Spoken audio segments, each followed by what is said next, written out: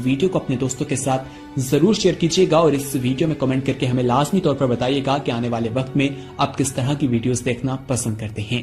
और अगर आपने अभी तक हमारा चैनल सब्सक्राइब नहीं किया तो फौरन सब्सक्राइब कीजिए, साथ ही बेल आइकॉन पर क्लिक करें ताकि मजीद आने वाली वीडियो जो वक्तन फवक्तन आपके लिए इस चैनल पर अपलोड करते हैं वो आपको वक्त पर मिलती रहे और आप उनसे मुस्तफीद होते रहें। अगली वीडियो तक हमें दीजिए इजाजत, अपना ख्याल रखिएगा। अल्लाह हाफिज।